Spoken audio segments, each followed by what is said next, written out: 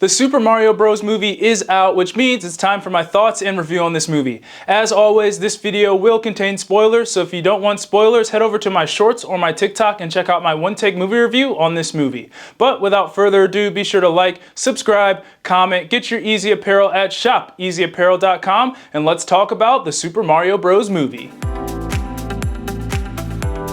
Now, coming out of this movie, I got exactly what I wanted. Well, except for the theater full of kids that I had to watch the movie with, but other than that, I wanted to see the Super Mario world come to life, and this movie did that and then some. So this movie follows both Mario and Luigi, who are living their lives as plumbers, but when they get sucked down into this new world, aka the Super Mario world, they get separated, and now it's up to Mario to save Luigi and stop Bowser. As always, let's start off with the good. Now, being an adult and going to this movie had Easter egg / nostalgia galore. If you've ever played any of the Super Mario video games at any point in your life, you are going to find some type of enjoyment out of this movie. There were just so many references to the video games, and it just made me smile. I feel like they literally just said, okay, Super Smash Bros, let's put that here, Super Mario 64 can fit here, Luigi's Mansion fits right about here, and oh yeah, let's put Mario Kart right here. And even with all these references and Easter eggs, it never felt overbearing. Now that might be because I was feeling nostalgic while watching this movie, but I never felt like they forced Easter eggs onto the screen. They were just kind of something fun hidden in the background for you to enjoy. For instance, one of those things they kind of put in the background was during Peach and Bowser's wedding, and it was the Yoshi egg that they set on the table.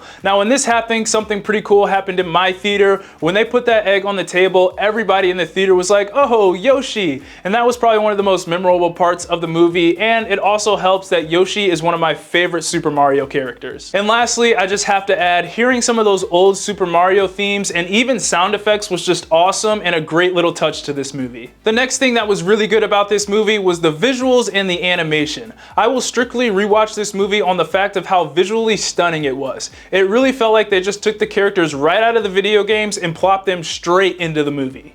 It was really just fun to look at, and they did a great job at bringing this world to life. They also did a great job at explaining how everything works, especially the power-ups, which I thought they used very well in this movie. But man, one of my favorite parts of this entire movie was the Rainbow Road sequence. If you need a reason to watch this movie, this is the reason. It brought Mario Kart to life in the best way possible, and we even got to see a little blue shell explosion at the end of it, which I thought was awesome. Next is the voice acting. Now this is something I was a little skeptical of going into the movie, but it turned out pretty good. All except for one character, but I'll talk about that a little bit later. Chris Pratt was good as Mario, and as the movie went on, I genuinely forgot that it was Chris Pratt's voice. Anya Taylor-Joy was obviously great as Peach, and Charlie Day absolutely killed it as Luigi. But the standout performance, and I guess it's really no surprise, and that is Jack Black as Bowser. I loved how he went from being this soft-hearted guy who was in love with Peach and just wanted to marry her to this menacing villain who honestly had no problem unaliving you in seconds.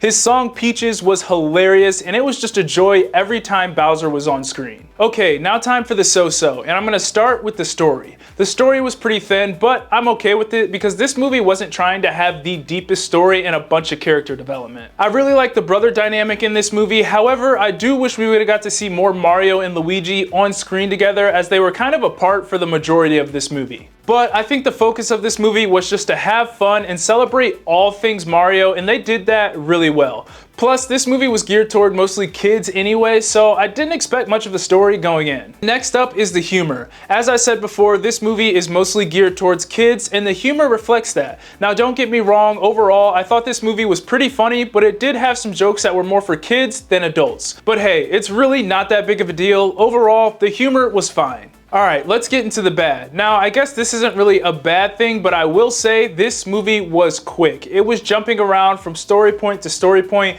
and really advancing the storyline very quickly. Again, this is probably because it's a kid's movie and it's hard to keep a kid's attention for longer than 90 minutes, but for me personally, I do wish it was a little longer and they would have expanded some of the scenes just a little bit more, only because I wanted to live in this Super Mario world that they created for longer than 90 minutes. And lastly, and this is something I touched on earlier in the video when I talked about voice acting and how one didn't necessarily fit in my opinion, and sadly that is Seth Rogen's Donkey Kong. This is probably one of the only things I genuinely dislike about this movie. I mean, Seth Rogen just used his normal voice and it just didn't fit the character of Donkey Kong at all, in my opinion. Every time Donkey Kong spoke, I heard Seth Rogen's voice and it just really pulled me out of the movie. Donkey Kong even had Seth Rogen's laugh and I just really didn't like that. Now, I know Seth has gone on record and said that he only uses his normal voice for voice acting, so technically this isn't his fault, it's the studio's fault for casting him. And honestly, I love Seth Rogen, I love all of his work, I think he's a funny dude, but man, I do wish they would have gotten a voice that fits Donkey Kong's character a little bit better.